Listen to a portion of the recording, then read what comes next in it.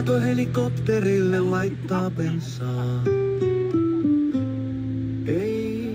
Eikö ne toimi sillä potkuriutulla? Ai apua, kun meinaat, ei kun se mikä siinä päällä XD. Totta kai sen pitää jollaisen potkurin pyöriä ilmaa.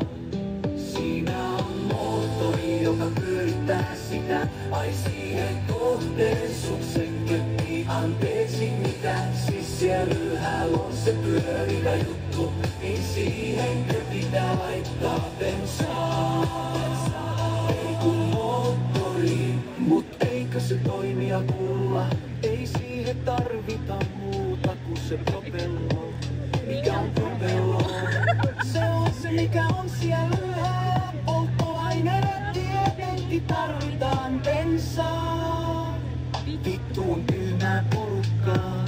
Ei se voi toimi bensalla. Siinä on samanlainen moottori kuin autos.